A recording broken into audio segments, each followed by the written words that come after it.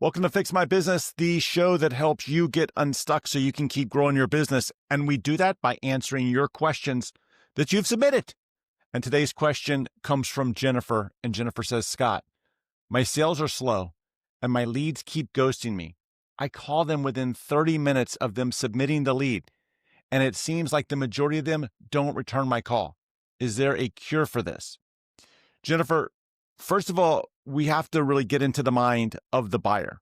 And this is not necessarily a lead problem, but more of a marketing or sales system problem. It's a sales system problem. And what happens a lot of times is people will submit a lead. They're interested in this. But then after they hit that submit button, they get scared. They get scared.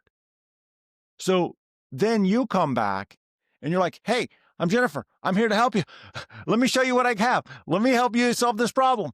And all of a sudden, the people have pulled back and they don't respond to you. And now all of a sudden, you're left with this trap, this instance where there's a disconnect between where you're coming from and the speed in which you're coming from and where they are mentally at that time. So here's the way that I would rather do this. I'd rather build a system, a marketing system, really specifically a sales system, because once we have the lead, that's a sales problem.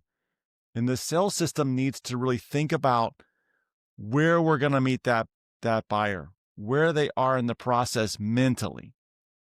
And what we really have to do is we have to figure out first, and the first step is how do we de-escalate this interaction?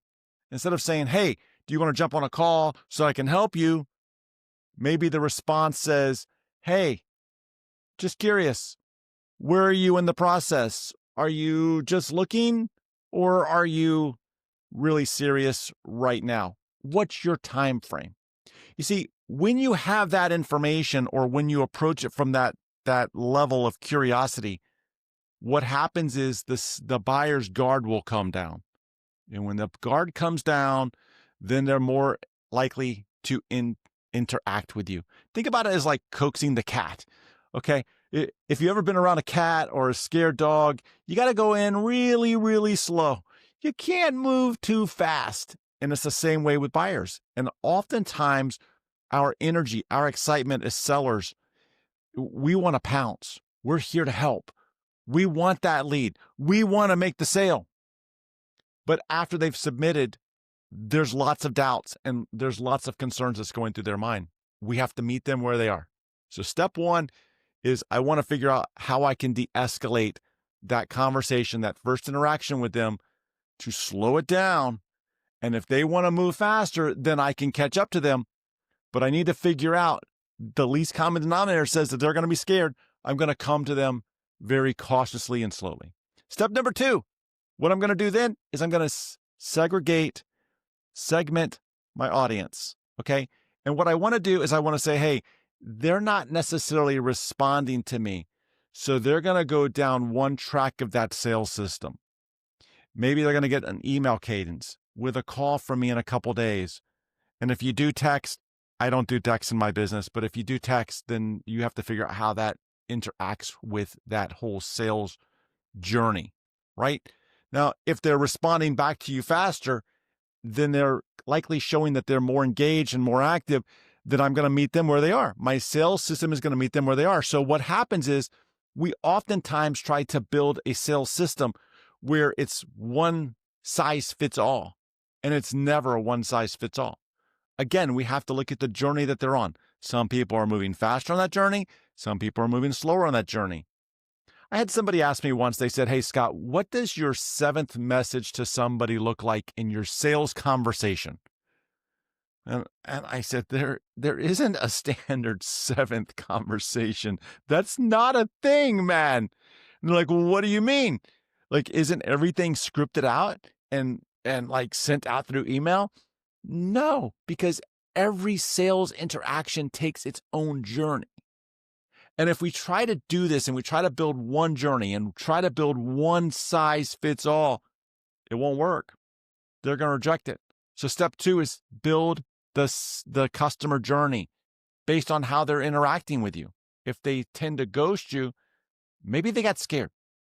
The other thing to think about too in the ghosting scenario is they don't just inquire one person. They're probably inquiring at multiple stops, multiple people. So maybe they changed their mind on yours. But you know what? They're still going on my customer journey. So step 1, we have that one down. Step 2, we have that one down. And step 3, once I build that customer journey, guess what? I'm going to continue to have interactions with them. There are studies that basically say that somebody needs to hear from you 7 to 11 times. Okay. They need to hear from you 7 to 11 times. Think about me. Think about this podcast. How many times do you need to hear it before you begin to trust me? 7 to 11 times. You need to see me or hear from me 7 to 11 times. I've said that multiple times.